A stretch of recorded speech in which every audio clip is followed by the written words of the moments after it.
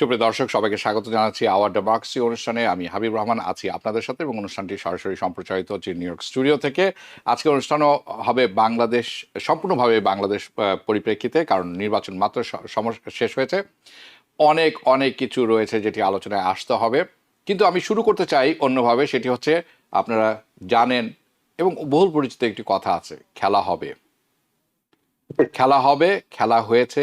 খেলায় অংশগ্রহণ করেছেন বিএনপি, জামাত, এনসিপি সহ অনেকগুলো দল। জয়ী হয়েছে বিএনপি, কিন্তু প্রকৃতপক্ষে জয়ী হয়েছে বাংলাদেশের মানুষ। খেলা হবে, খেলা হবে, খেলা হবে বলে চিৎকার করা দলটি আজ কোথাও নেই। এখন তারা বসে আছে ওপার বাংলায় নিরাপদ আশ্রয়ে। এই বিজয় বাংলাদেশের, এই বিজয় বাংলাদেশের মানুষের। এই খেলায় প্রত্যক্ষদর্শী ছিলেন দেশি বিদেশি মিডিয়া মাধ্যম সহ অনেকে। নির্বাচনের এই খেলায় দেশি বিদেশি পর্যটকেরা ভূমিকা রেখেছেন রেফারির। একটি বারও বাজেনি কোনো বাঁশি, ফাউলের বাঁশি, হয়নি কোনো পেনাল্টি কিক। নির্বাচনের এই খেলা সম্পূর্ণ হয়েছে সুষ্ঠুভাবে। বিজয়ীরা পেয়েছেন দেশবাসীর অভিনন্দন, পরাজিত প্রার্থীরাও জানিয়েছেন অভিনন্দন বিজয়ীদের, যা এক অভূতপূর্ব ঘটনা। অন্তর্বর্তীকালীন সরকারের প্রধান ডক্টর মোহাম্মদ ইউনূস তার কথা রেখেছেন, দিয়েছেন একটি শান্তিপূর্ণ নির্বাচন, সম্পূর্ণ করেছেন শান্তিপূর্ণভাবে। বাংলাদেশ তৈরি করল গণতান্ত্রিক নির্বাচনের এক অনন্য নজির বিশ্ববাসীর সামনে। নির্বাচনে 60%-রও অধিক ভোটার অংশগ্রহণ প্রমাণ করে বাংলাদেশের মানুষ গণতন্ত্রমুখী এবং আওয়ামী লীগ দলটি এখন অপ্রাসঙ্গিক ও নন ফ্যাক্টর। এই সমস্ত বিষয়ে আলোচনা করার জন্য আজ আমার সাথে যোগ দিয়েছেন হাসান ফেরদৌস, সাংবাদিক, লেখক এবং গবেষক। স্বাগত জানাচ্ছি হাসান ফেরদৌস আপনাকে। আমাদের সাথে আরও আছেন আব্দুর রশিদ, সাবেক general secretary, Bangladesh law society, USA. স্বাগত জানাচ্ছি আব্দুর রশিদ আপনাকেও। আমি প্রথমেই চলে যেতে চাই হাসান ফেরদৌস আপনার কাছে। নির্বাচন তো সম্পূর্ণ হয়ে গেল এবং আমরা গত কয়েকদিন একসাথে অনেক কাজ করেছি। আপনিও বিভিন্ন মিডিয়ায় ছিলেন, আমাদের সাথেও ছিলেন। তো এখন প্রশ্ন স্বাভাবিকভাবে উঠতে পারে যে এটা এখন যে ইলেকশনটা হয়ে গেল, বিগেস্ট টেক অ্যাওয়ে ফ্রম এই যে ইলেকশনটা হয়ে গেল, বিগেস্ট টেক অ্যাওয়েগুলো কী? এবং আরও হতে পারে যে কি মেসেজ ভোটাররা দিল আমাদেরকে এই রেজাল্ট, যে এই যে রেজাল্টটি আসলো, তার মাধ্যমে আমরা কি রেজাল্টটি পেলাম। তা আমাদেরকে এই দুটি যদি আপনি একটু ব্যাখ্যা করেন যে কি টেক অ্যাওয়েগুলো, কি কি পেলাম আমরা ভোটারদের এই ব্যাপক উপস্থিতির মাঝে। ধন্যবাদ হাবিব ভাই। রশিদ ভাই, দেখে ভালো লাগছে, অনেক শুভেচ্ছা। হাবিব ভাই, সবচেয়ে বড় টেক আওয়ে কি জানেন? আমি ভেবেছিলাম নির্বাচনের শেষ মুহূর্তে হয়তো জামাত ক্ষমতায় চলে আসবে। চারদিকে যেমন প্রচারণা হচ্ছিল জামাতের পক্ষে, উদ্বেগটা আমার জেগেছিল। শেষ পর্যন্ত জামাত জিতেছে একটা মধ্যপন্থী দল। এর মানেটা কি? বাংলাদেশ মধ্যপন্থাকে বেছে নিল, এতে কোনো সন্দেহ নাই। কিন্তু পাশাপাশি এও ঠিক যে জামাত কখনো বাংলাদেশে 17টার বেশি আসন দখল করেনি, সেই জামাত এবার নির্বাচনে জোট সহ 77টি আসন দখল করলো। জামাতের ম্যাসিভ ভিক্টরি হয়েছে। জামাত পরাজিত হয়েছে যদি বলি ঠিক আছে, তারা ক্ষমতা দখল করতে পারেনি সে অর্থে, কিন্তু জামাতের যে গ্রোথটা ফেনোমেনাল। তার মানে আগামীতে জামাতের ক্ষমতার কেন্দ্রে আসার সম্ভাবনা 100%। আমার উদ্বেগটা কোথায়? জামাত পারছে, আমার উদ্বেগ নয়। আমার উদ্বেগ রাজনীতিতে ধর্মের অনুপ্রবেশ। আমার আমার আপত্তি, এই কথা আমি অনেক বলেছি, আবারও বলি, আমি রাজনীতির ধর্মীয়করণটা হচ্ছে ক্ষতিকর। যেমন দেখি প্রতিবেশী ভারতে যখন রাজনীতির ধর্মীয়করণ ঘটে, তখন তা মানুষের জন্য, মানুষের অধিকারের জন্য ক্ষতিকর। এ ব্যাখ্যা আমি যেমন এই মুহূর্তে, কিন্তু যে ঘটনা ঘটলো বাংলাদেশে, ক্লিয়ারলি সেটা একটা বার্তা দিচ্ছে বাংলাদেশের রাজনৈতিক দলগুলিকে। তা কি? এক্সট্রিম হয়েও না। লক্ষ্য করে দেখবে যে অতি বাম লিটারালি নিশ্চিহ্ন হয়ে গেছে, অতি ডানও টিকে আছে কোনো মতে। এবং আরো ইন্টারেস্টিং, আপনার প্রোগ্রামে আমরা নকিবের সাথে অনেকবার কথা বলি, তর্ক করেছি আমরা, জামাত ইসলামী এবং তার জোটেরা এই বার্তাটা পেয়েছে বলে তারা ক্রমান্বয়ে তাদের অবস্থান অনেক মডারেট করে ফেলেছে। আপনি যদি দেখে থাকেন শেষ মুহূর্তে জামাত ইসলামের যে ইশতেহার, তাতে কোথাও তারা ইসলাম শব্দটা পর্যন্ত ব্যবহার করেনি, তারা একবার উল্লেখ পর্যন্ত করেনি। এবং তারা বারবার আমাদেরকে বোঝানোর চেষ্টা করেছে যে না, আমরা নারীদের পক্ষে। আপনি জানেন, আমি লিখে একথা প্রতিবাদ করেছি আমি, জামাতের যে অবস্থান তা নারীদের অধিকারের সহায়ক নয়। ফলে এই যে ভিক্টরিটা ভেরি সিগনিফিকেন্ট। এখন প্রশ্ন হচ্ছে যে এই উত্থানটা ঘটলো জামাতের কেন? মাথা রাখতে হবে। আমি আবার বলছি, আমি এটা জামাতের পরাজয় নয়, জামাতের ভিক্টরি। 17 থেকে 77 ম্যাসিভ লিপ। যে জামাত বাংলাদেশের রাজনীতিতে নিষিদ্ধ ছিল, যে জামাত 71-এর খনি বলে পরিচিত, সেই জামাত এখন বাংলাদেশ রাজনীতিতে কেন্দ্রীয় শক্তি। এটা তার পরাজয় নয়, এটা তার জয়। ফলে যারা চান না জামাত জাতীয় সংগঠন ক্ষমতার কেন্দ্রে আসুক, তাদেরকে অন গার্ড থাকতে হবে। এটা একটা দিক। তার চেয়ে বড় কথা, এই মুহূর্তে হাবিব ভাই, এই নির্বাচনটা ঘটলো কখন? একটা রক্তক্ষয়ী ভয়াবহ দুর্যোগের পরে। 17 বছরের যেই দুর্যোগ, দুঃসময়, তা পেরিয়ে নতুন ভোরের ইঙ্গিত পাচ্ছি আমরা। Is the beginning of a new dawn. কিন্তু ডন আসবার আগে, সকাল হবার আগে বা সকাল হবার জন্য কিছু প্রস্তুতি প্রয়োজন।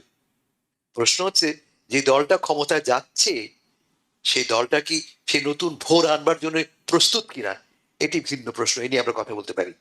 হ্যাঁ, ঠিক আছে, আমি আমি ঠিক আছে, এই ব্যাপারটা আসলে অনেক অনেক ব্যাপার আছে এখানে, আমি আসবো আপনার কাছে এই ব্যাপারগুলোতে। আব্দুর রশিদ, যাচ্ছি আপনার কাছে। প্রাথমিক ধারণা ছিল যে জামাতে ইসলামী ল্যান্ডস্লাইডে উইন করতে যাচ্ছে, এবং এটি অনেকে অনুমান করে নিয়েছিলেন প্রি ইলেকশন, রাইট, এক্সপেকটেশন যেটি আছে। কিন্তু আদতে আমরা দেখলাম যে আউটকামটা একটু ডিফারেন্ট হলো। সেটি কি কারণে হতে পারে বলে আপনি মনে করেন? ধন্যবাদ হাবিব ভাই, এবং সেই সাথে ধন্যবাদ ফেরদৌস ভাইকে। খুব চমৎকার প্রশ্ন যে আসলে জামাতের এই ভরাডুবির বা শেষে এই অবস্থাটার কারণটা কি হতে পারে। আমিও নিজেও রিসার্চ করছিলাম যে আসলে এটা কারণ কি হতে পারে। তো আমার কাছে যেটা কতগুলো মুখ্য দিক মনে হয়েছে যে এক তো হচ্ছে যে জামাত একটা বড় ধরনের ন্যারেটিভ তৈরি করছিলেন, যে ন্যারেটিভটা বাংলাদেশের মধ্যে একটা কাইন্ড অফ একটা কালচারাল ওয়ারের দিকে নিয়ে যাচ্ছিল। মুক্তিযুদ্ধ কেন্দ্রিক স্বাধীনতা আমাদের 47 না 71, বা 24 আমাদের দ্বিতীয় স্বাধীনতা। তারপরে এগুলো আমরা আমরা যাই করি, বাঙালি জাতির একটা জিনিস খুবই ভালো দিক, সেটা হচ্ছে যে মুক্তিযুদ্ধ নিয়ে যদি অতিরঞ্জিত কেউ ঘাটাঘাটি করে, তাহলে সেটা বাঙালিরা কখনোই পছন্দ করে না। অর্থাৎ এর আগে একটি দল যেমন মুক্তিযুদ্ধকে খুব এক্সটেন্ড করে সেটাকে স্বার্থকে সেই মুক্তিযুদ্ধকে স্বার্থ বানিয়ে কাজে লাগানোর চেষ্টা করেছিল, এটা যেমন অতিরিক্ত ছিল, অতিরঞ্জিত ছিল, যার ভয়াবহ পরিণতি তারা ভোগ করেছে। একইভাবে মুক্তিযুদ্ধকে 47 বা 24-এর মধ্যে টেনে নিয়ে যাওয়া, এগুলো কিন্তু মানুষের মধ্যে কনফিউশন তৈরি করে, এবং যখন কনফিউশন তৈরি করে তখন মানুষ কিন্তু বিভক্ত হয়। যখন বিভক্ত হয় তখন কিন্তু কনফিউশন বা বিভক্ত তৈরিকারী দলটি কিন্তু তখন সেখানে সুযোগ নিতে পারে না। জামাতের ভরাডুবির পিছনে আরো কতগুলো কারণের মধ্যে আমাকে মনে হয়েছে, যেটা যে ইসলাম বিষয়ে তাদের যে স্পষ্ট অবস্থান সেটা ছিল না, এবং তারা আসলে কোন আদলে দেশকে চালাতে চায়, সেটা কি ইসলামিক শরিয়া আইন অনুযায়ী কিনা, কোরআন সুন্নাহর ভিত্তিতে কিনা, এই ধরনের স্পষ্ট জায়গা তাদের ছিল না। এবং তারা আবার পুরোপুরি যে একটা লিবারাল ডেমোক্রেসি প্রতিষ্ঠিত করতে চায়, সেই ভাবও তাদের মধ্যে ছিল না। দেখেন, 51% ভোটারই কিন্তু আমাদের নারী ভোটার ছিল, কিন্তু এই নারী ভোটারদের মধ্যে এতগুলো ভোটার, মেজরিটি ভোটার যেখানে, তাদের মধ্য থেকে একটা প্রার্থী তারা নির্বাচিত করতে পারলো না কোনো একটি আসনের জন্য।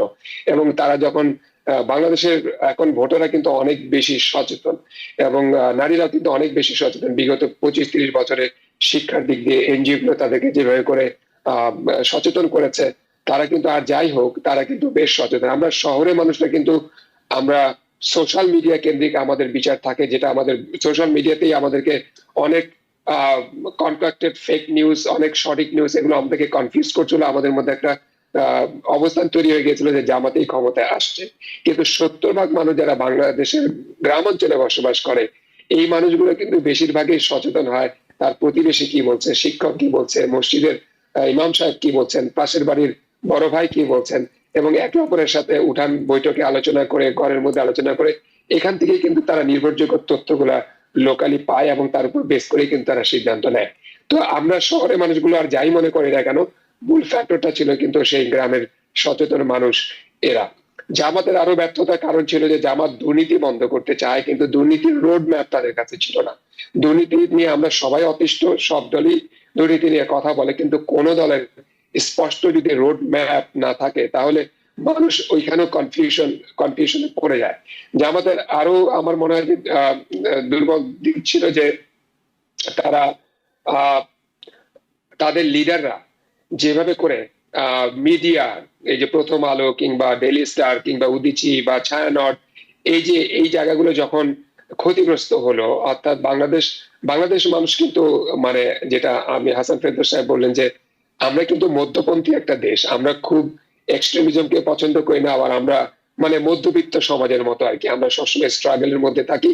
আমরা আসলে চরম ডানও না চরম বামও না, চরম ডানপন্থী যারা তারাও বাংলাদেশের রাজনীতিতে ভালো করেনি, চরম বামপন্থী যারা তারাও কিন্তু কোন রকম টিকে আছে বাংলাদেশে, প্রায় বিলুপ্ত প্রায় মতো।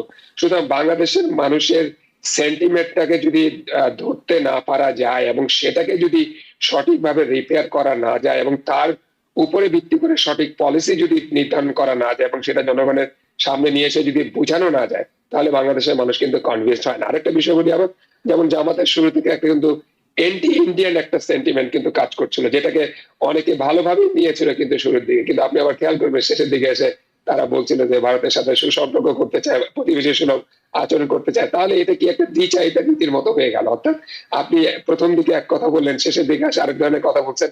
এইভাবে করে কনফিউশন তৈরি করার কারণে জামাতের মোটামুটি এই ভরাডুবিটা হয়েছে। কিন্তু আমি হাসান ফেরদৌসের সাথে একমত, জামাত কিন্তু তার ইতিহাসের সবচেয়ে অভাবনীয় ফল পেয়েছে।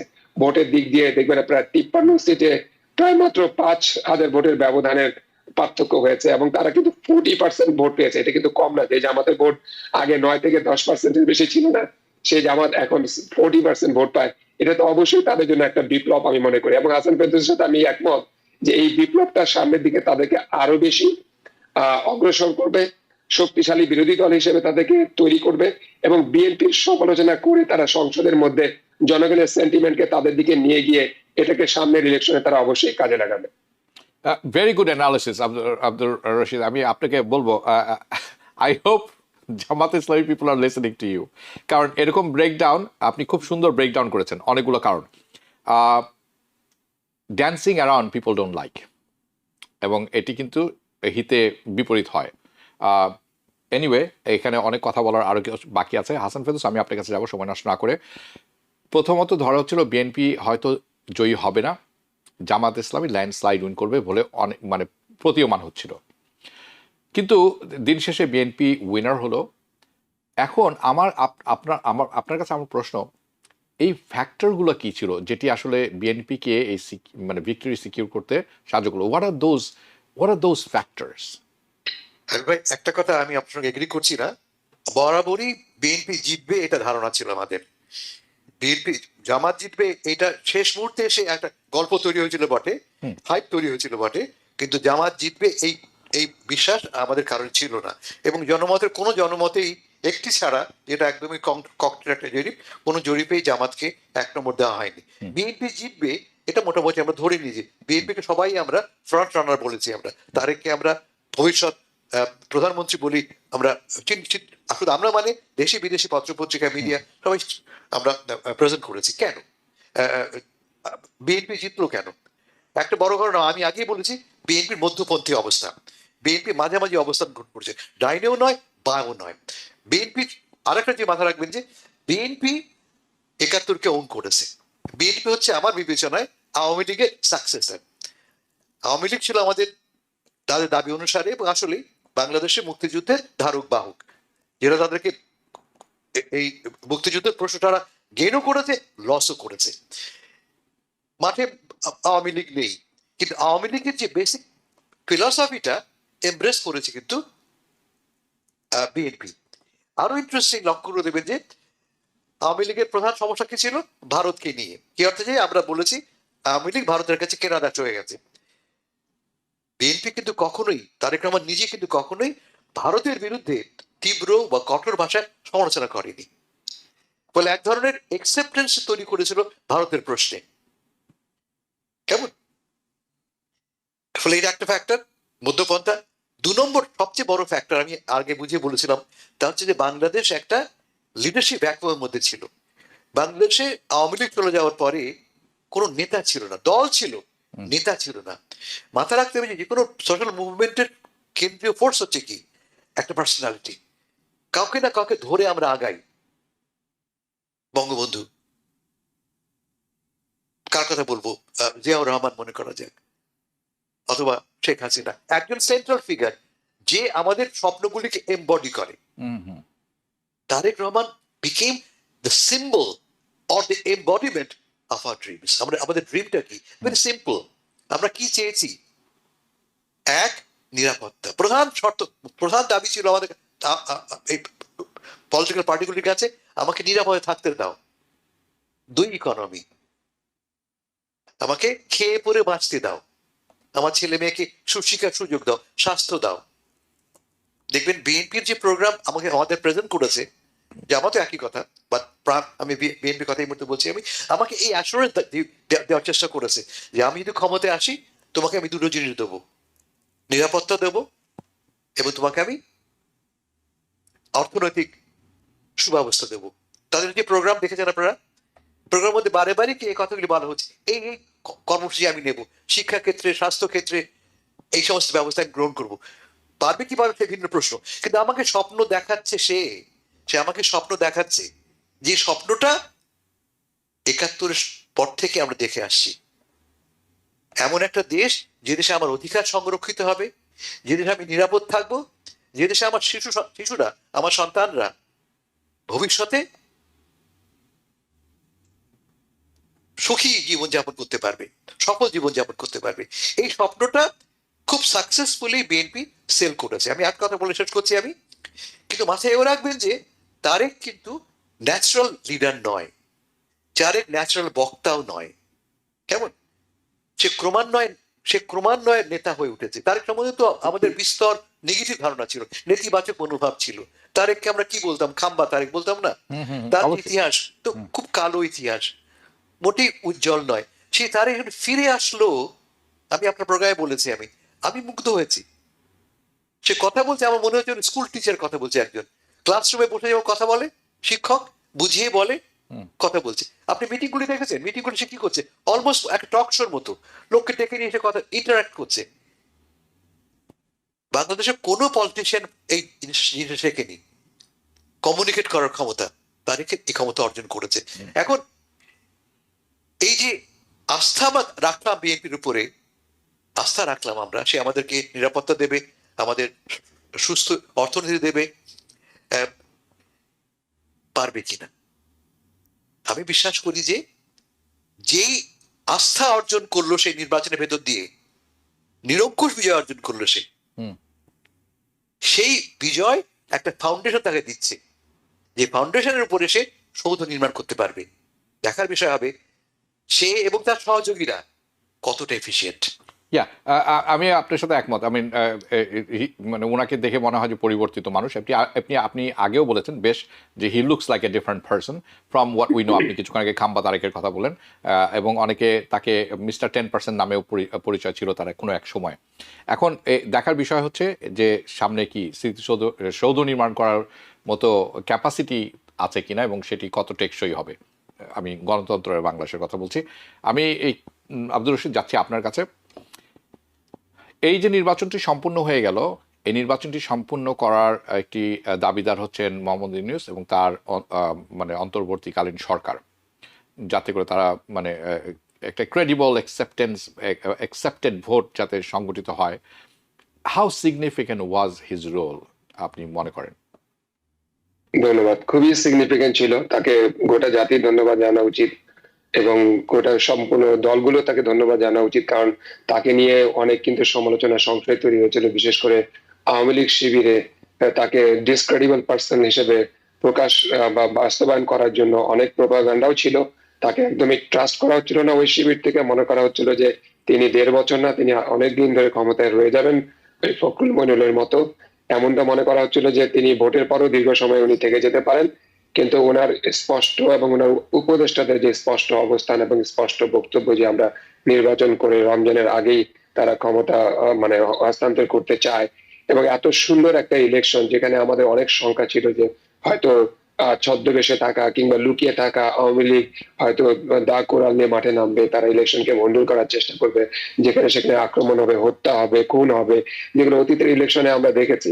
কিন্তু এগুলো সবকিছুকে ছাপিয়ে, সবকিছুকে পাশ কাটিয়ে খুব কম সংখ্যক বিতর্ক, খুব কম সংখ্যক অস্থিরতা, খুব কম সংখ্যক এখানে সেখানে কিছু বিচ্ছিন্ন ঘটনা বাদে যে ইলেকশনটা আমরা পেলাম, এটা সত্যি বাঙালি জাতির জন্য একটা ভালো গিফট।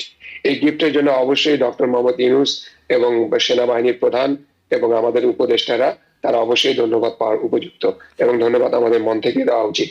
আমরা চাই যে বাংলাদেশ এভাবে করে ডেমোক্রেসি রোল আউট করুক, কখনো যেন 5 বছরের ডেমোক্রেসি যেন থেমে না যায়। অন্তর্বর্তী সরকারই হোক কিংবা তত্ত্বাবধায়ক সরকার হোক, যে কোনো ফর্মেই, যেহেতু পলিটিক্যাল পার্টিগুলোর উপরে আমাদের আস্থা এবং বিশ্বাস এভারেজ খুব কম, কারণ আমরা এই দলগুলোকে তো অতীতে দেখেছি কোন দলের তত্ত্বাবধায়ক সরকারের মতো বিষয়টাকেই তারা মেনে নিতে পারেনি তাদের অতীত কালচারে। সুতরাং এদের ওই জায়গাটায় কিন্তু একবার ক্ষমতা পেলে সেখানে তারা নিরঙ্কুশ ভাবে থেকে যাওয়ার প্রবণতা প্রত্যেকটা দলে দেখিয়েছে স্বাধীনতার পর থেকে জামাতবাদ। তো যার ফলে আমরা মনে করি যে অবশ্যই এই এই এই যে এটা আমাদের জন্য, বাঙালি জাতির জন্য একটা এক্সাম্পল হলো যে আমরা যদি ভালো মানুষ, ভালো একটা তত্ত্বাবধায়ক সরকার যদি আমরা সত্যি প্রতিস্থাপন করতে পারি, সেটা আমাদের গণতন্ত্রের জন্য যেমন উপযুক্ত এবং আমাদের ইলেকশনের রোল আউট করার জন্য এটা গুরুত্বপূর্ণ। হাওয়েভার আমি আপনাকে আরেকটা কথা বলে দিই, বিএনপি যেই ল্যান্ডস্লাইড ভিক্টরিটা পেলো, এতগুলো আসন যেটা পেলো, যেহেতু এটা আমার কাছে খুব আনপ্রেডিক্টেবল মনে হয়েছে আমার ব্যক্তিগত হিসাবে, তো আমার কাছে মনে হচ্ছে এই এই ল্যান্ডস্লাইড ভিক্টরি বা নিরঙ্কুশ সংখ্যাগরিষ্ঠতা কিন্তু তাদের জন্য কালো হয়ে দাঁড়াতে পারে। একদিকে যদি তারেক রহমান সত্যি যদি মনে করেন যে তার কাছে যে ক্ষমতা রয়েছে, এই ক্ষমতা দিয়ে তিনি দেশের আমূল পরিবর্তন করবেন, দেশকে সামনে এগিয়ে নিয়ে যাবেন, এবং এই করাগুলো কিন্তু করা যায়। আপনার হাতে যদি পাওয়ার থাকে, একটা পুলিশের কাছে ইউনিফর্ম এবং গান আছে, যদি পুলিশটা যদি ভালো মানুষ হয় তাদের কিন্তু ভালো সার্ভিস আশা করা যায়। কিন্তু তার কাছে গান ইউনিফর্ম আছে কিন্তু মনের দিক দিয়ে যদি সে ভালো না হয়, তিনিও যদি চাটুকার দিয়ে চারদিকে আবদ্ধ হয়ে যান শেখ হাসিনার মতো, তিনি যদি নিজের অদম্য শক্তি এবং মানুষের ভালোবাসাকে যদি মানুষের জন্য ডেলিভার না করতে যান, এই নিরঙ্কুশ সংখ্যাগরিষ্ঠতা যদি তার মধ্যে অহমিকা তৈরি করে, অহংকার তৈরি করে, তাহলে এটাও কিন্তু পরিণতি খুব ভালো হবে না। আমরা তো এটা এক্সাম্পল খুব রিসেন্ট সময়ে দেখলাম। তো আমার এখন যেটা বিএনপি বা তারেক রহমানের কাছে সবচেয়ে বড় চ্যালেঞ্জ, সেটা হচ্ছে সংস্কারগুলোকে বাস্তবায়নের দিকে নিয়ে যাওয়া। এটা কিন্তু এত বড় একটা আমি আসছি সেই প্রসঙ্গে, আমরা আসছি সেই প্রসঙ্গে। আপনাকে আরেকটি প্রশ্ন করি। আপনি একটি ভালো কথা বলেছেন যে বাংলাদেশে মানে ক্ষমতায় যারা আসে তারা আসলে ক্ষমতাটা চিরস্থায়ী করতে চায়, ধরে রাখতে চায় এখান থেকে, এবং জনমতে একটি কথা প্রচলিত আছে, সেটা হচ্ছে আমাদের দেশে ক্ষমতা থেকে নামানোর দুটি উপায়। একটি হচ্ছে পা ধরে টেনে নামিয়ে দেওয়া, টেনে হিচড়ে, অথবা তাকে গুলি করে মেরে ফেলা। এবং এটি কিন্তু দুটি আমরা জানি, দুটি সত্য। এখন সেখান থেকে এই যে নিরঙ্কুশ সংখ্যাগরিষ্ঠতার কথা বলছেন আপনি, এটি কিন্তু দুধারী তলোয়ার, আমরা বলি catch-22। আপনি যদি নিরঙ্কুশ সন্তাপ, আপনি যে কি জানি একটা কথা আছে, supreme power supremely power tends to corrupt and absolute power corrupt absolutely. Yes, that is true. তো এটি একটি ব্যাপার। আরেকটা হচ্ছে আপনার যদি সংখ্যাগরিষ্ঠরা তেমন না থাকে, আপনি কোয়ালিশন করতে হয়, তখনও কিন্তু অচল অবস্থা তৈরি হয়। কাজে এটা দুধারী তলোয়ার। আমরা দেখবো, আমি আসছি। আপনার কাছে আরেকটি প্রশ্ন। হ্যাঁ না ভোটে মানুষ কিন্তু সংস্কারের পক্ষেই ভোট দিল শেষ পর্যন্ত। How do you see this? আমাকে করছে। হ্যাঁ, এটা তো খুবই ইতিবাচক। এটাও তো সবচেয়ে বড় বোঝা এখন বিএনপির উপরে। এই বোঝা টেনে নেওয়া যাওয়া কিন্তু খুব কঠিন। এতগুলো 84টা সংস্কারের মধ্যে 48টার সাথে তারা একমত হয়েছে, 8টাতে তারা ডিসেন্ট দিয়েছে। এই যে 48টা সংস্কার, যেটাতে তারা ইয়েস বলেছে এবং তারা সিগনেচার করেছে এবং তারা হ্যাঁ ভোটে জয়যুক্ত হয়ে মানুষ এখন তাকে এই দায়িত্ব দিয়েছে, এখন এটাকে সামনে নিয়ে যাওয়ার যে মহা দায়িত্ব, এটা পালন করা কিন্তু এত সহজ না। কারণ ক্ষমতা পাওয়ার আগে আমরা কিন্তু থিওরিটিক্যালি অনেক কিছুই বলি গদি পাওয়ার জন্য বা চেয়ার পাওয়ার জন্য বা ক্ষমতায় যাওয়ার জন্য, কিন্তু ক্ষমতায় যখন একবার চলে আসা যায়, তখন কিন্তু এই রাজনৈতিক দলগুলো, এরা খুব যোগ্যতা ভিত্তিক রাজনৈতিক দল বাংলাদেশে নাই। তো এরা কেউই গণতন্ত্র কিন্তু নিজেদের দলের মধ্যে কিন্তু গণতন্ত্র এক্সারসাইজ করে না, যার ফলে তাদের একটা বড় ভয় এবং দুর্বলতা থাকে যে আমরা যদি বেশি মানুষকে স্বাধীনতা দিয়ে ফেলি, বেশি যদি সমস্যা করে ফেলি, এটা আবার আমাদের জন্য কাল না হয়ে দাঁড়ায়। কারণ তাতে মানুষ সচেতন হবে, গণতান্ত্রিক মানুষ বেশি সচেতন হলে এটা শাসকের জন্য কিন্তু একটা ভয়ের কারণ হয়ে দাঁড়ায়। এই জন্যই কিন্তু তারা তত্ত্বাবধায়ক সরকার আগে মানতে চায়নি। তো এই গুরু দায়িত্ব যদি পালন না করা হয়, দেখেন জামাত কিন্তু বিএনপি চাইতেও কিন্তু অনেক শক্তিশালী দল। আমি আপনাকে বলি ইন এ সেন্স যে জামাত কিন্তু সাংগঠনিক কাঠামো মেনে চলে, নিয়মতান্ত্রিকতা মেনে চলে, নিজেদের ভিতর গণতন্ত্র মেনে চলে, যেটা অন্য দল কিন্তু মেনে চলে না। সুতরাং জামাত এই জন্য শক্তিশালী। জামাতের যে ভিক্টরি, এটা কিন্তু যোগ্যতার বেসিসে ভিক্টরি। আর বিএনপির যে ভিত্তি, এটা হচ্ছে সিম্প্যাথেটিক ভিত্তি, অর্থাৎ 17 বছর ধরে বিএনপি ক্ষমতায় ছিল না, খালেদা জিয়াকে এক কাপড়ে বের করে দেওয়া হয়েছে, কুকুর চিকিৎসা হয় নাই, খালেদা জিয়ার চিকিৎসা হয় নাই, তারেক রহমান 17 বছর নির্বাসিত, বিএনপির লক্ষ লক্ষ নেতা কর্মীদের বিরুদ্ধে শত শত মামলা হয়েছে। মানুষের একটা মানে এই সিম্প্যাথিক জায়গাটাই কিন্তু বিএনপিকে বেশি করে ক্ষমতায় নিয়ে এসছে। কিন্তু জামাতের বেলাটা কিন্তু ভিন্ন। জামাত কিন্তু রাজনৈতিক যোগ্যতা অর্জন করে নিজেদের সাংগঠনিক শক্তি দিয়ে কিন্তু তারা এই জায়গাটায় এসছে। জি, এই জন্য জামাত কিন্তু বেশি শক্তিশালী। অসংখ্য ধন্যবাদ। বিতর্ক হবে এই বিষয় নিয়েও, but good point, very good point. Hasan Ferdous, যাচ্ছি আপনার কাছে। আমরা জানি তারেক রহমান এখন জয়ী হচ্ছেন, তারেক রহমান তথাপি বিএনপি, এবং উনি প্রধানমন্ত্রী হতে যাচ্ছেন। সম্ভবত আপনি গতকালকেও বলেছিলেন যে এটি কোনো সন্দেহের ব্যাপার না যে অন্তর্বর্তীকালীন সরকার সময় মতোই ক্ষমতা হস্তান্তর করবেন, এবং এটি 17 তারিখও হতে পারে, 18 তারিখ হতে পারে, বা সম্ভবত 17 তারিখেই হচ্ছে। এই যে তারেক রহমান ক্ষমতা গ্রহণ করছেন, তার ইমিডিয়েট মানে গভর্নেন্স চ্যালেঞ্জ কি কি কি আছে বলে আপনি মনে করেন, এবং এই চ্যালেঞ্জগুলি আপনি কিভাবে দেখছেন? আমি ভাই, আজকে রয়টার্স একটা লম্বা রিপোর্ট করেছে তারেকের সঙ্গে সাক্ষাতের ভিত্তিতে। তারেক নিজেই তার প্রায়োরিটি গুলি চিহ্নিত করেছে। আমি জাস্ট উল্লেখ করি তিনি কি বলছেন। তিনি 6টি প্রায়োরিটি আইডেন্টিফাই করেছেন। 1, সংস্কার; 2, বাণিজ্য ব্যবস্থার প্রসার; 3, কর্মসংস্থান। তিনি 1 মিলিয়ন নতুন কর্মসংস্থানের কথা বলেছেন আইটি ক্ষেত্রে। 4 নম্বর, অর্থনীতিকে সচল করতে হবে। 5, স্বাস্থ্য খাতে তিনি 5% জিডিপি ইনভেস্ট করার কথা বলছেন। এবং 6, তিনি বলছেন সামাজিক উন্নয়ন, যেমন তিনি ফ্যামিলি কার্ডের কথা বলছেন, যাদের নিডি ফ্যামিলিগুলিকে সাহায্য করার জন্য। এইটা হচ্ছে বিএনপির ইমিডিয়েট এবং মিড টার্ম কর্মসূচি। কিন্তু চ্যালেঞ্জ অন্যত্র। প্রথম চ্যালেঞ্জ হচ্ছে যে আস্থা ভোটের মাধ্যমে অর্জিত হলো, সে আস্থা ট্রান্সলেট করা। প্রথম দায়িত্বটা কি? প্রথম দায়িত্ব হচ্ছে 1, দুর্নীতি রোধ, এবং 2, আইন শৃঙ্খলা। এই গত 15 মাস আমাদের নাভিশ্বাস উঠে গিয়েছিল আইন শৃঙ্খলার কারণে, মব ভায়োলেন্সের কারণে। আমি বলেছি, আপনি জানেন, পত্র পত্রিকা অফিসে, প্রথম আলো অফিসে, ডেইলি স্টার অফিসে খুন করবার জন্য গেছে লোকে, খুন করবার জন্য। আমরা সেই পর্যায়ে পৌঁছে গেছিলাম। ফলে প্রধান চ্যালেঞ্জ, এবং আরো ইন্টারেস্টিং হচ্ছে যে আমরা দেখেছি আওয়ামী লীগ চাঁদাবাজি করেছে। যে এই মুহূর্তে আওয়ামী লীগ মঞ্চ থেকে সরে গেল, নতুন চাঁদাবাজ গজে উঠলো। তারা কারা? প্রায় সবাই বিএনপির। এখন তারেক রহমান কি পারবেন তার দলের এই এতদিনের অভুক্ত চাঁদাবাজেরা, যারা এই 17 বছর বা তার চেয়ে বেশি সময় না খেয়েছিল, চাঁদাবাজি করতে পারেনি, তারা সুযোগ ছেড়ে দেবে? এবং তিনি কি নিয়ন্ত্রণ করতে পারবেন? মাথা রাখতে হবে যে তিনি করেছেন, আমরা জানি, প্রায় 30,000 লোককে তিনি দল থেকে ডিসিপ্লিন করেছেন। কিন্তু এখন তো ডিসিপ্লিন করলে হবে না, বিচারে আনতে হবে, এদেরকে বিচার করতে হবে। তিনি কি পারবেন? আমি জানি না। আমার ধারণা তিনি পারতে পারেন এই কারণে যে একটা বিশাল ম্যান্ডেট তিনি পেয়েছেন। যদি কম ভোটে তিনি জিততেন, 155টা বা 170টা, তাহলে তার অবস্থান অনেক দুর্বল হতো। এখন 200 সিট তিনি পেয়েছেন তার জোটের মাধ্যমে, বিশাল ক্ষমতা তার হাতে। ফলে if he really wants it, he can deliver. কেমন? এটা একটা বড় চ্যালেঞ্জ তার জন্য, তার আন্তর্জাতিক সম্পর্ক। আমি এখন বলতে পারি বা পরেও বলতে পারি এই বিষয়ে।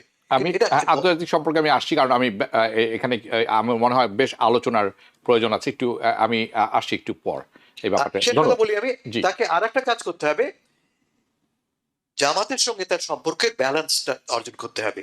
জামাত একটা অত্যন্ত পাওয়ারফুল একটা ভয়েস হবে উইদিন দ্য পার্লামেন্ট। শুধু তার জামাতই নয়, 6 জন নতুন সদস্য আসছে এনসিপি থেকে।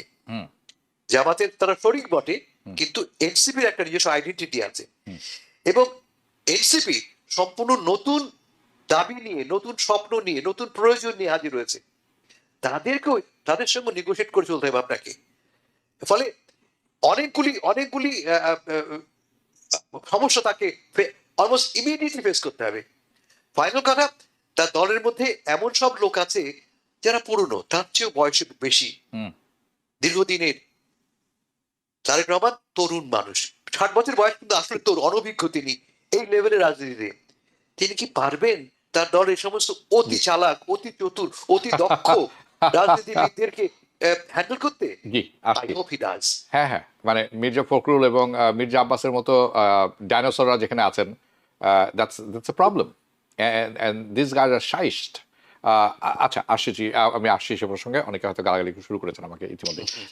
যাই হোক, আব্দুর রশিদ, যাচ্ছি আপনার কাছে। এই যে আমরা ইন্টারনাল ডিভিশনের কথা শুনলাম, এটা কিন্তু একটা টেনশন অ্যান্ড ডিভিশন, বিএনপির কথা বলছি, রাইট? এখানে কিন্তু লিডারশিপ নিয়ে টেনশনের উপায় নেই, কারণ আমার মনে হয় না যে তারেক জিয়ার লিডারশিপ এই মুহূর্তে চ্যালেঞ্জের মুখে, এবং এনি টাইম সুন এটা কোনো অবস্টিকল না। কিন্তু ইন্টারনাল পার্টি ডিভিশন আছে, এই যে চতুর গন্ডারগুলি আছে, তারপর ডাইনোসর আছে কিছু, হ্যাঁ, এরা তো একটা এরা কি আপনি মনে করেন অবস্টিকল তৈরি করবে একটা নতুন গভর্নমেন্টসের ক্ষেত্রে তারেক জিয়ার জন্য? আরেকটি কথা হাসান ফেরদৌস বলেন, সেটিও আমি ছুড়ে দিই আপনার যেখানে, এবারের যে সংসদটি হতে যাচ্ছে এখানে কিন্তু অপোজিশনের স্ট্রং প্রেজেন্স থাকবে, হ্যাঁ, এই পার্লামেন্টে কিন্তু রেজিস্ট্যান্স থাকবে, শার্প পলিসি মেকিং এবং স্টেবিলিটির ব্যাপার থাকবে এখানে। সেটি কেমনভাবে দেখছেন আপনি?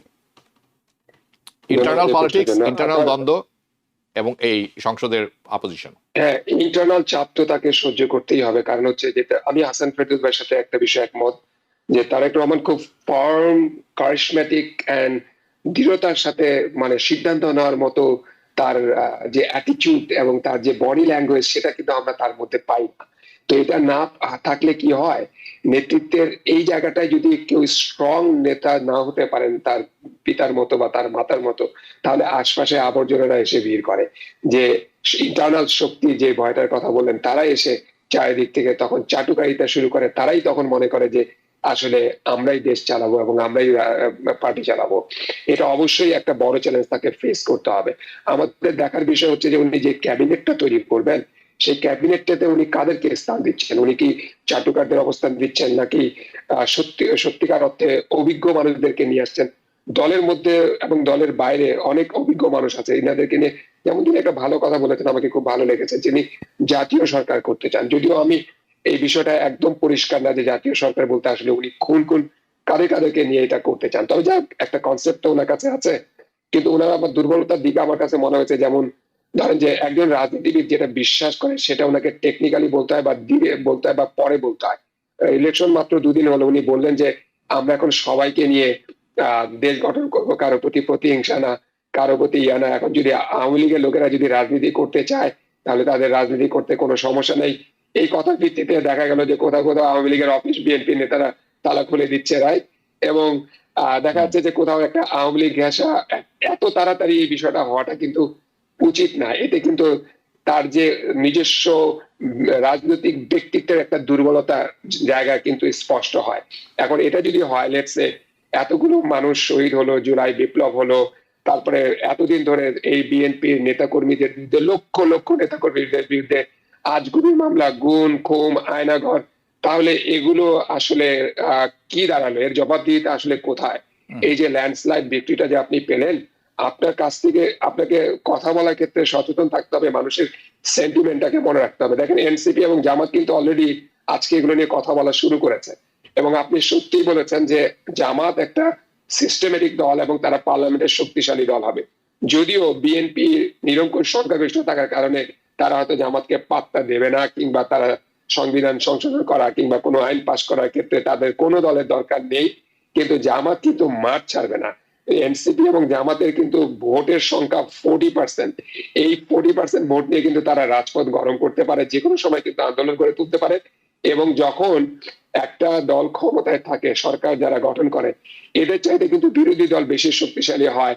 কারণ হচ্ছে যে সরকারের দুর্বলতা থাকে প্রচুর, এটা দেখা যায়। বিরোধী দল যারা থাকে তাদের দুর্বলতা কিন্তু দেখা যায় না বা মিডিয়া আসে না, কারণ তারা তো বিরোধিতা করে। তখন এই দুর্বলতাগুলো নিয়ে যদি মিডিয়ায় রাজপথ যদি দখলের জায়গায় চলে যায়, সোশ্যাল মিডিয়ায় এগুলো যখন প্রচার হবে, তখন বিএনপির কিন্তু এগুলো সামাল দেওয়া তারেক রহমানের মতো মানুষের জন্য অনেকটা কঠিন হবে। প্রথম 2 বছর আপনি হানিমুন দেখবেন, প্রথম 2 বছর হয়তো খুব ভালো যাবে, কিন্তু এরপরে 3য় বছর থেকে আপনি দেখবেন যে রাজনীতি খুবই একটা তাপযুক্ত জায়গায় চলে যাবে। এবং সেই ক্ষেত্রে যদি এই সুযোগে আওয়ামী লীগ আসার সুযোগ পায়, আওয়ামী লীগ যদি রিস্টাবলিশ হওয়ার সুযোগ পায়, আওয়ামী লীগের নেতাকর্মীরা যদি আবার ঘরে ফিরে এসে রাজনীতি করার সুযোগ পায়, তাহলে এই আওয়ামী লীগের রাজনীতিটা আসলে কোন দিকে যাবে? আওয়ামী লীগ কি জামাতের সাথে বিএনপির বিরুদ্ধে একটা অ্যালায়েন্স তৈরি করবে, যেটা অতীতে হয়েছিল, নাকি বিএনপি আওয়ামী লীগকে সাথে নিয়ে রাষ্ট্র পরিচালনার ক্ষেত্রে তাদের উপদেশ বা সাথে না নিলেও তাদেরকে একটা নমনীয় জায়গায় রাখবে? এটা কিন্তু দেখার বিষয়। এখন যেটা অতীতের থেকে আমাদের অভিজ্ঞতা থেকে আমরা যেটা বলতে পারি, যে আমার কাছে যেটা মনে হয়, যেহেতু নিরঙ্কুশ সংখ্যাগরিষ্ঠ আছে বিএনপি আওয়ামী লীগকে ক্ষমতার জায়গায় কোনো পাত্তা দিবে না, কিন্তু আওয়ামী লীগ জামাত একসাথে হয়ে ভবিষ্যতে কিন্তু বিএনপির বিরুদ্ধে একটা বড় আন্দোলন গড়ে তুলবে পরবর্তী বা ক্ষমতায় আসার জন্য। এবং এটা যদি তৈরি হয়, তাহলে বাংলাদেশের রাজনীতি আসলে কোন দিকে যাবে, এটার জন্য আমাদেরকে অবশ্যই অপেক্ষা আমার করতে হবে। আমার মনে হয় আপনার বিএনপি, জামাত এবং আওয়ামী লীগের যে জোট হওয়ার এটা একটু অতিরঞ্জিত, এটি সম্ভাবনা খুবই কম। বাট অতীতে হয়েছে। হ্যাঁ, না মানে অতিরঞ্জিত কিছু না, ভবিষ্যতে সবকিছু সম্ভব। ঠিক আছে, এই আলোচনা অনেক ব্যাপক হতে পারতো আমার হাতে সময় থাকলে, কিন্তু আমি একটু আন্তর্জাতিক বিষয় যেতে চাই। এই বিষয়ে যাওয়ার আগে হাসান ফেরদৌস, আমি দুটো অভিনন্দন বার্তা আপনাকে দেখাতে চাই। একটি এসেছে মোদির কাছ থেকে, আরেকটি এসেছে পাকিস্তানের প্রাইম মিনিস্টার শেহবাজ শরীফের কাছ থেকে। আমরা যেটি এখন দেখছি সেটি হচ্ছে নরেন্দ্র মোদির কাছ থেকে। এটি পরিষ্কার যে উনি ওয়ার্ম কংগ্রাচুলেশন জানিয়েছেন তারেক রহমানকে, লিডিং বিএনপি, তার ভিক্টরির ব্যাপারে। এই ভিক্টরি দেখাচ্ছে যে বাংলাদেশের মানুষ মানে তার লিডারশিপ ট্রাস্ট করে। কিন্তু সব ঠিক আছে, কিন্তু একটি জায়গায় গিয়ে আমার চোখটা আটকে গেল। India will continue to stand in support with Democratic process and inclusive Bangladesh. এটি হচ্ছে তার, ইন্ডিয়া কিন্তু সরে আসেনি তার জায়গা থেকে। সূক্ষ্মভাবে খেয়াল করলে দেখবেন ইনক্লুসিভ কথাটা ঢুকিয়ে দিয়েছেন নরেন্দ্র মোদী। অর্থাৎ উনি বলছেন আওয়ামী লীগ এই ইলেকশনে ছিল না, তার মানে বাংলাদেশের অভ্যন্তরীণ ব্যাপারে নাক গলানো বা হাত দেওয়াটা বন্ধ হয়নি। আমরা পরবর্তী যে আছে শেহবাজ শরীফ, পাকিস্তানের প্রধানমন্ত্রী, উনিও টুইটার এক্সে জানিয়েছেন congratulation, extended warmest welcome to Tarique Rahman and the বাংলাদেশের ভিক্টরি সাকসেসফুল। এখানে বলছেন উনি looking for to closely with new Bangladesh leader to further strengthen our historic brotherly multifaceted bilateral relationship and advance our shared goals, peace, stability and development in South Asia and beyond. এটি আমরা দেখে নিলাম দুটি, এটির ব্যাপারে আপনার মন্তব্য আমি চাপো। কিন্তু এখন আন্তর্জাতিক বিষয় যদি আমরা যাই, এই যে তারেক রহমানের সামনে যেরকম ডোমেস্টিক চ্যালেঞ্জ আছে, দলের ভিতর চ্যালেঞ্জ আছে, ডোমেস্টিক চ্যালেঞ্জ আছে, তার সামনে কিন্তু আন্তর্জাতিক চ্যালেঞ্জও আছে। কারণ চায়না এবং পাকিস্তানের ইনফ্লুয়েন্স বেড়েছে বাংলাদেশে with the new administration, current administration, এটি নিউ অ্যাডমিনিস্ট্রেশনের সাথে হবে। তো বাংলাদেশের ফরেন পলিসির ডিরেকশনটা আসলে কেমন হবে বলে আপনি মনে করছেন? আপনি বলছেন চ্যালেঞ্জ, আমি বলছি অপরচুনিটি। ওকে, ভেরি গুড। তারেকের সামনে বিশাল অপরচুনিটি, কারণ বাংলাদেশ গত 10 বছরে বা 15 বছরে বা রিসেন্ট পাস্টে একটা মেজর প্লেয়ার হয়ে উঠেছে সাউথ এশিয়াতে, একটা মেজর নানা কারণে। আপনারা লক্ষ্য করেছেন ঠিক 2-3 দিন আগে বাংলাদেশে আমেরিকার রাষ্ট্রদূত একটি স্টেটমেন্ট দিয়েছে। জি, তিনি কি বলছেন? বাংলাদেশে তিনি বলছেন চায়নাকে তোমার বাংলাদেশে খেলোয়াড়দের দিও না, বাংলাদেশ যাতে চায়নার খপ্পরে না পড়ে সেজন্য তিনি সাবধান করে দিয়েছেন। এই কথা তিনি কেন বলছেন? আমরা দেখেছি হাসিনা যাওয়ার পরপরই যে ভ্যাকুয়াম তৈরি হয়, সেই ভ্যাকুয়ামের সুযোগ গ্রহণ করে পাকিস্তান এবং চায়না, তারা ঢুকে পড়েছে। চায়নার সঙ্গে চুক্তি করেছি আমরা, সামরিক চুক্তি করছি আমরা। কি বলছি আমরা? চায়না বাংলাদেশের ভেতরে লালমনিরহাটে ড্রোন ফ্যাক্টরি করবে, সামরিক ফ্যাক্টরি করবে। লালমনিরহাট কেন? চিকেন নেক, ভারতের পাশে একটা সরাসরি থ্রেট তারা দিচ্ছে। আমার বিবেচনায় এটা একটা খুব একটা বুদ্ধিসুলভ কাজ হয়নি, সেটা অন্য কথা। 1 2 নম্বর, চায়না আমাদেরকে অফার করছে তাদের তৈরি করা যে অত্যাধুনিক যে জাহাজ বিমান আছে, যেটা পাকিস্তানের সঙ্গে তারা বানিয়েছে, সেই বিমানও তারা বাংলাদেশকে দেবে। আমরা কিন্তু আমাদের মিলিটারি হার্ডওয়্যার দিক থেকে কিন্তু আমরা ডিপেন্ড করি চায়নার উপরে, ভারতের উপরে। আমেরিকা বলছে তোমাদেরকে আমরা আমাদের সিস্টেম দেবো, তোমাদেরকে আমরা আমাদের সিস্টেম দেবো, আমাদেরটা বেটার, তোমরা আমাদের কাছ থেকে নাও। ফলে দেখছি আমরা বাংলাদেশকে ঘিরে এই দুই পরাশক্তি, 1 নম্বর আর 2 নম্বরের মধ্যে একটা কম্পিটিশন হচ্ছে। And that creates an opportunity for us. যদি আমরা আমাদের কার্ড ভালোভাবে খেলতে পারি তাহলে কিন্তু আমরা গেইন করব। আপনি লক্ষ্য করেছেন, আমরা গতকাল নিয়ে কথা বলেছি, অলরেডি একটা বড় গেইন করেছে বাংলাদেশ এই ট্রেড চুক্তির মাধ্যমে। যে ট্রেড চুক্তি বাংলাদেশকে শুল্ক মুক্ত গার্মেন্টস পণ্য রপ্তানির সুযোগ তৈরি করে দিয়েছে। আমি কালকে বলছিলাম ভারতের পার্লামেন্টে আমি শুনছিলাম ডিবেট, প্রায় কান্নার মতো অবস্থা। রাজীব গান্ধী বলছে আমার ডিস্ট্রিক্টে সব ফ্যাক্টরি বন্ধ হয়ে যাবে, গার্মেন্ট ফ্যাক্টরি বন্ধ হয়ে যাবে, কারণ বাংলাদেশ শুল্ক মুক্ত অবস্থায় এক্সপোর্ট করতে পারবে। এটা আমার বিবেচনায় it was a gesture of goodwill from the USA. তোমার সাথে আমি কাজ করতে চাই, সরকার আসছে তার আগে তোমাকে বার্তাটা আমি পৌঁছে দিলাম। এটা একটা। কিন্তু আমাদের বড় বাধা থাকতে পারে, বড় বিপদ থাকতে পারে ভারতের কাছ থেকে। আপনি একটু আগে বললেন ভারত কি বললো, ইনক্লুসিভ নির্বাচন বাংলাদেশ দেখতে চায়। শিওর একটা তারা ইঙ্গিত করছে যে don't forget about Awami League, don't forget about Hasina. হাসিনারা হলো Awami League. And I understand ভারতের মূল উদ্বেগটা কি বাংলাদেশকে নিয়ে। এক, চীনের অনুপ্রবেশ, দুই, মৌলবাদের উত্থান, আর তিন, সংখ্যালঘুদের অধিকার। এই তিনটা হচ্ছে কি ভারতের সেন্সিটিভ এরিয়া। আমি বিশ্বাস করি এই তিন ক্ষেত্রে বাংলাদেশ খুব খুব স্মার্টলি, ইন্টেলিজেন্টলি নেভিগেট করতে পারবে যদি তারা তাদের কার্ডগুলি ভালোভাবে খেলে। হাতে অনেক কার্ড, তাদের হাতে এখন অনেক কার্ড। মার্কিন যুক্তরাষ্ট্র, চীন, পাকিস্তান, ভারত প্রত্যেকে চাইছে বাংলাদেশের সঙ্গে সম্পর্ক উন্নয়ন করবার জন্য। সো আই হোপ যে তারেক এবং তার বন্ধুরা, তারেক এবং তার সহকর্মীরা এই কার্ডটা প্রপারলি খেলবার চেষ্টা করবে। হ্যাঁ, তার বন্ধুরা কথা বলে আপনি আমাকে হাসিয়ে দিলেন, because it's not a good thing. আমরা জানি, অতীত থেকে জানি। ওকে, বাট তারেক রহমানের হাতে যে আপনি কার্ডের কথা বললেন, আপনি ওই যে ফুল হাউস, স্ট্রেট রানিং, মানে জ্যাক, মানে 21, আপনি সব কার্ডগুলো আপনার হাতে। বাংলাদেশের ইতিহাসে এমন সুবর্ণ সুযোগ আর কখনো এসেছে বলে আমার মনে হয় না, হ্যাঁ, যেখানে চায়না, ইউএস এবং পাকিস্তান একসাথে চেষ্টা করছে মন জয় করার। এবং India is trying, but they have it's not trying hard enough. আমি বলবো ইন্ডিয়া বার্তা পৌঁছে দিয়েছে যে আমি তোমার সাথে কাজ করতে চাই। হ্যাঁ, সেই কথা ঠিক আছে, কিন্তু না না, ইটস ইম্পর্টেন্ট। আমি বলছি না এটা ইম্পর্টেন্ট না, আমি বলছি আমেরিকার এবং চায়নার অনেক দেয়ার আছে বাংলাদেশের। সেই অর্থে ইন্ডিয়ার তেমন কিছু দেয়ার নাই। ইন্ডিয়ার যেটা করা দরকার, তাদের একটা ভালো রিলেশনশিপ বাংলাদেশ।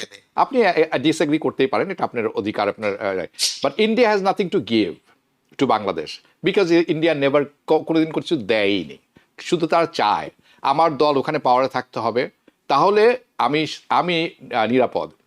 সংখ্যালঘুর কথা আমি তুলবো বারবার, কারণ আমি সেটা অভিযোগে সেখানে ঢুকবো।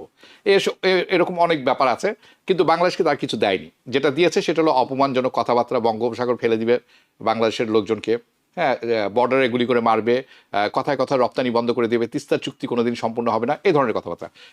এনিওয়ে, এ নিয়ে আপনি বিতর্ক করবো চায়ের কাপে, সেটা ভালো হবে, হয়তো লাইভেও করবো।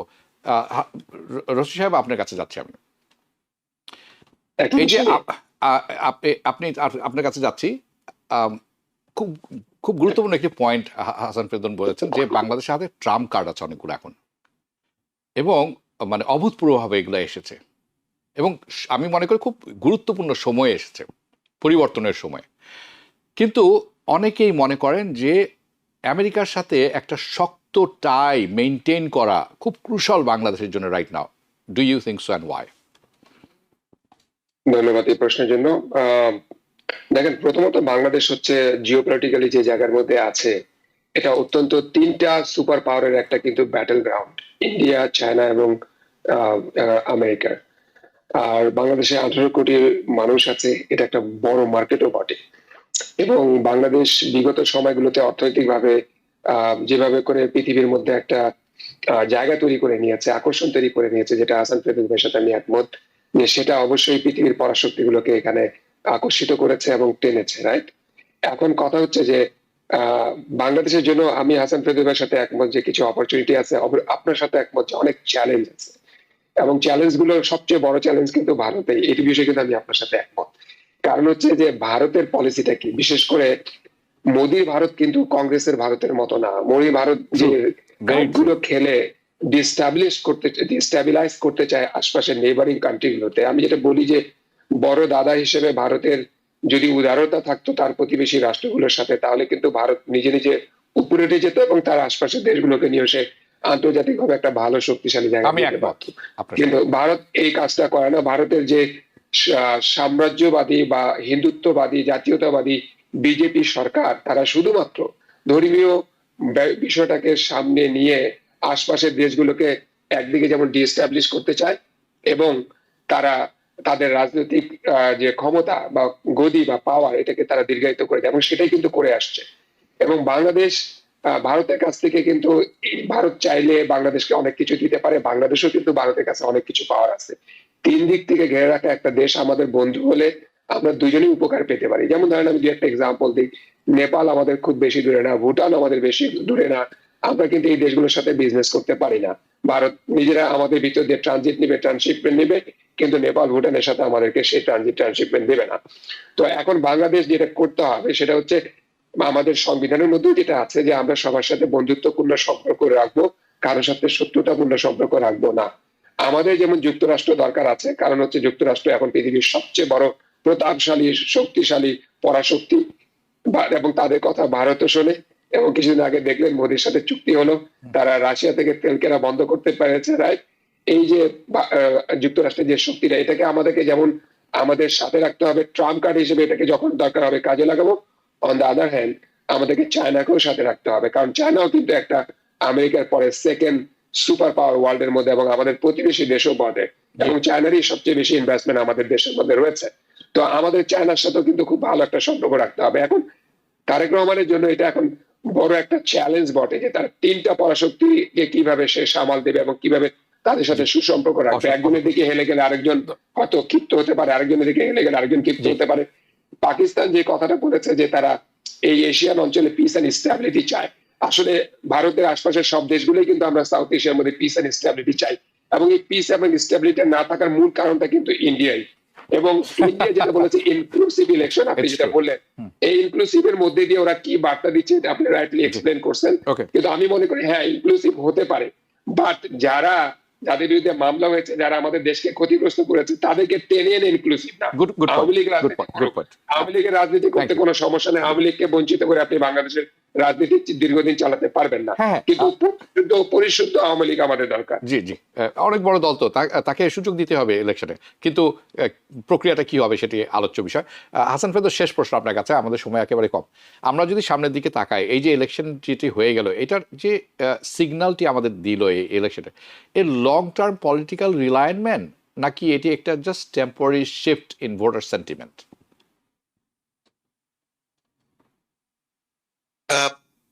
ক্লিয়ারলি আমরা পরিবর্তন চাই, জি, এতে কোনো সন্দেহ নেই। দেশের মানুষ পরিবর্তন চাই। পরিবর্তনটা কি আমি বলেছি, খুব কম চাওয়া আমাদের।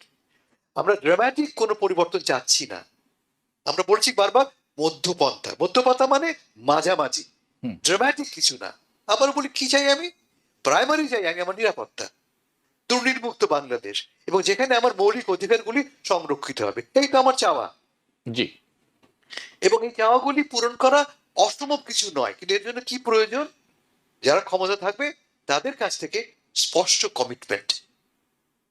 তারা যদি ব্যস্ত থাকে নিজের পকেট ভরতে, যা আমরা দেখেছি আগের সময়, তাহলে কিন্তু এই কোনো কমিটমেন্টই কার্যত ক্যারি আউট হবে না। কিন্তু মাথায় রাখতে হবে যে বাংলাদেশ জুলাই আগস্ট পেপার পরে একটা নতুন অবস্থায় পৌঁছে গেছে, নতুন বাস্তবতায় পৌঁছে গেছে, একটা নতুন সেগমেন্ট তৈরি হচ্ছে। আমাদের প্রায় 4 কোটি নতুন ভোটার যাদের বয়স 35-এর কম।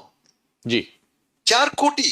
হ্যাঁ, এবং এই 4 কোটি এদের যারা মুখপাত্র, যে এনসিপি বা তরুণ প্রজন্ম, they will remain active politically. তারা আপনাকে অ্যাকাউন্টেবল করতে বাধ্য করবে, তারা ডিমান্ড করবে আপনার কাছ থেকে রেজাল্টস। ফলে আমি মনে করি এদের উপস্থিতির কারণে বাংলাদেশের রাজনীতিতে আগামী দিনে একটা গুণগত পরিবর্তন আসবে, যা কিনা আমাদেরকে একটা পূর্ণ গণতান্ত্রিক রাষ্ট্রে পরিণত করতে সাহায্য করবে।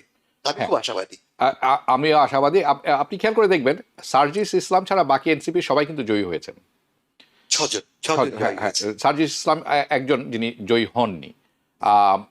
আমি খুব মনে করেছিলাম যে মেয়েটার নাম কি, যারা যারা যারা আমি চেয়েছিলাম উনি জয়ী হন, কিন্তু উনি খুব শক্ত প্রতিদ্বন্দ্বীর মাঝে পড়ে গেছেন এবং উনার আসলে আমার মনে হয় ক্যাম্পেইনের খরচ করার মতো অ্যাবিলিটি কম ছিল, যেটি প্রভাব ফেলেছে। আমি একটু খবর নিয়েছি, তো আমিও আপনার মতো মনে করি যেটা একটা লং টার্ম প্রভাব পড়বে। তরুণরা যেই রাস্তাটি দেখিয়েছে সেটি আমাদেরকে শিখতে হবে এবং তাদেরকে সুযোগ করে দিতে হবে এই দেশকে এগিয়ে নিয়ে যাওয়ার ব্যাপারটিতে।